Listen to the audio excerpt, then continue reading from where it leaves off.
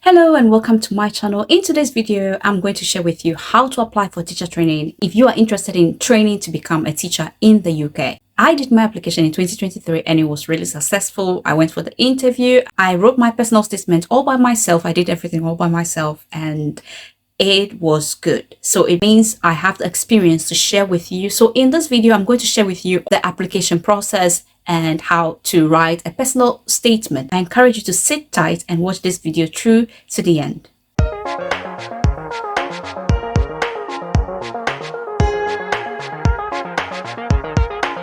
If you are interested in applying from outside of the UK, what I can say is I can show you the direction as to how to apply online, filling out the forms, all the necessary documents you need, writing your personal statement. But what I cannot guarantee is how to apply for your visa, because I did not have to apply for a visa to study here. But I'm going to take you through the process to do the application online. I'll guide you to where to find the right link, all that you need in order to put a very strong application and be successful.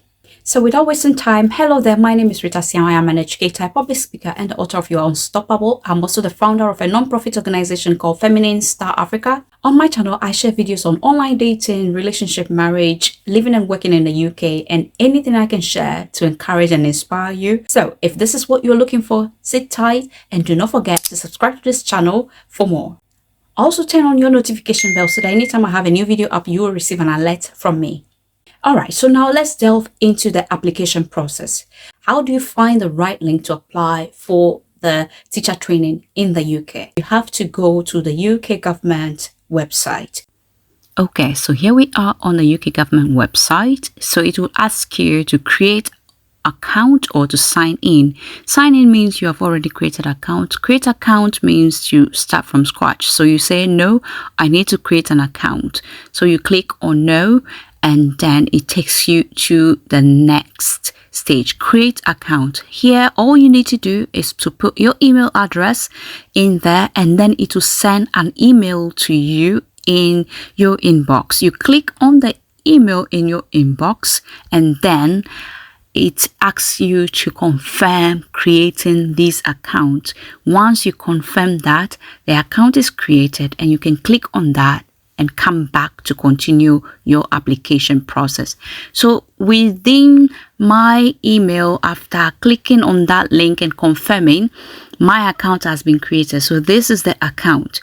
These are the information I am expected to fill in.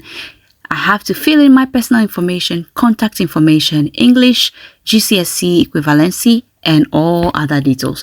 So starting first with the personal information, I have to fill in my name, first name, last name, date of birth, and these are the personal details that I have to put in there, and then click on save and continue. Always remember to click on save and continue because everything you are filling in will be saved. And I think for some of them, when you do not finish the first part of it, you cannot save and go to the next. Yeah. So make sure to finish that. The next thing is contact information. You have to put your contact number there. And as you can see, if you are not based in the UK, you have to make sure to put your country code in there so that they can get in touch with you. Ensure to put your country code if you are outside or not a UK citizen or not based in the UK. After the contact information is done, the next thing we have to fill in is the GCSE English qualification. Now, if you have GCSE English qualification, you just click on that. I didn't attend a school in the UK, but I have my SHS, which is Senior High School Certificate. It's the same as GCSE. And so I clicked on GCSE, and in the next page, after clicking my GCSE, I put the details there as in what grade I had. So you have to click one of those depending on where you're coming from, whether you are Scottish or you are a UK citizen or any other qualifications you have. These details there, select the one that applies to you, and then you move on to the next. The next thing is Maths GCSE.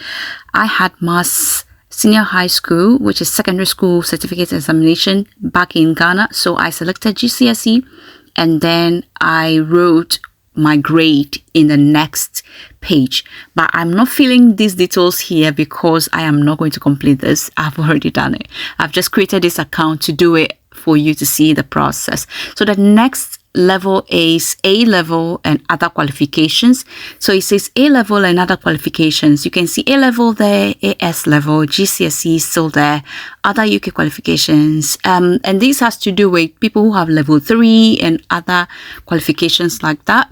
So select what applies to you and then move on to the next. The next qualification is degree. So I have a bachelor's degree, and as you can see, you need a bachelor's degree or an equivalent to start your teacher training. And for people who have trained in the UK, maybe you've been in childcare and you've done your level 3 and all that, you may be qualified to do teacher training. I'm sure you are qualified to do teacher training at a level, but I'm not sure what specific level you should have. The next detail to fill in is your work history. So you click on work history and you go in there. It's asking you if you have any work history. Is it a yes, no, or you have been in full-time education? Whichever one applies to you, you select it and then you fill in the various work experiences that you have gained over the years, especially what applies to education. The next one is unpaid experience. Unpaid experiences has to do with volunteering experiences you've had, working with children, field trips with children, maybe volunteering in a children's club or after school club, or being a governor, or anything that you've done which is related to children, which is voluntarily and unpaid. These are all considered as unpaid work experiences. Okay, so I hope that this is helping you understand what is expected of you to fill in that aspect. And then the next thing you need to fill in is your personal statement. This is the part that is so important. Remember, the personal statement has a word limit. 1,000 words is the limit. So you must make sure that you capture the most important things. What skills do you have that is relevant to teaching? What experiences have you had which is relevant or related to working with children? Your personal statement is your opportunity to prove who you are, to stand out and to be different from everybody else, because everybody else will come and write the same things. But if you can be different, if you can tell them what motivates you, what inspires you, why do you want to be a teacher?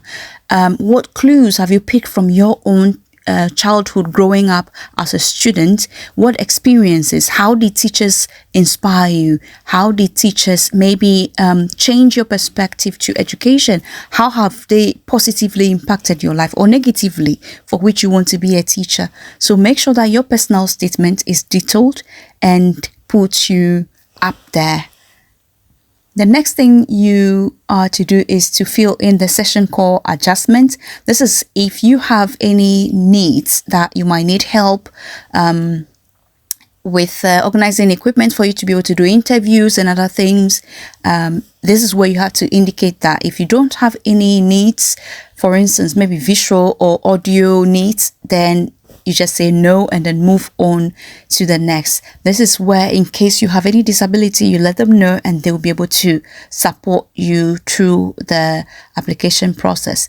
Now, the next thing is interview availability. Interview availability is simply to ask what time and when are you available, because they know that some people are working and certain hours are not good for them to have an interview. So this is where you can let them know that, okay, I'm available at this time or at this hour, or I am not available through these times to take part in an interview. And that is going to be to your own advantage. So either say yes or no, and then click on save and continue. The next section is safeguarding. Safeguarding has to do with you requesting for references. You are to put in 2 people who would serve as references: an academic tutor or a professional reference would help. If you have teachers that you've studied with they could be your references. If you have worked in a school, a head teacher could be a reference, and you can also provide a character reference. In mine, I did a character reference and then professional reference. The next thing is for you to declare that you do not have any safeguarding issues. Safeguarding is taken very seriously here in the UK, and you don't want to take that for granted. So make sure you indicate any safeguarding issues you might have had in your past. The next thing is equity and diversity.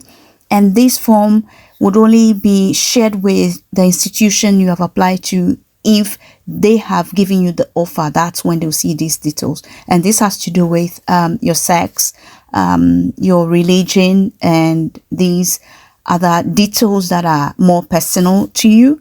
So these would only be shared with the institution that accepts you and gives you an offer. And remember, you can always save and continue later. You don't have to sit at a goal to finish this. Take your time, put in your details, work on your personal statement properly before submitting. Because once you submit, there is no return. That is the final work, and that is it. All right, guys. So this has been the process to apply for your teacher training in the UK. As I said, I'm not vested in how to go about your UK student visa application process, but what I do remember doing whilst I was in Ghana applying for a master's degree, I remember after filling the application form to the university, I was then given an unconditional offer. After the unconditional offer, I was given a document which helped me to be able to put in my UK student visa application. I had to apply for student visa through the UK government visa application platform. And then I submitted it at TLS contact, in Accra. I had to submit it there, went for an interview.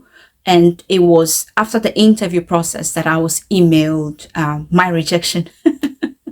Because after the interview, I received my rejection letter claiming that I didn't have enough funds. So for you to be able to get the visa, you must have the required amount of money, because those days they asked that I had £23,000 in my account, and I had £9,000 equivalence in Ghana cedis in my account then. So if you are applying from outside of the UK, my advice would be that check the visa application process, know exactly how much you are expected to have in your account, have that amount in your account, and be sure to supply all the necessary documents that you are expected to supply, in addition to the letter sent to you from the school. I've forgotten the exact name, but if I remember, I'll leave it in the comment section for you to take a look at it. The school will send you that once you have been given an unconditional offer.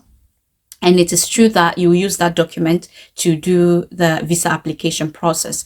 And before you even do that, you must have done a part payment of your fees to the school. Those days, I think I remembered paying £2,000 to the school. Then I went ahead and paid about 600 and something pounds for accommodation before having an amount of £9,000 in my account then.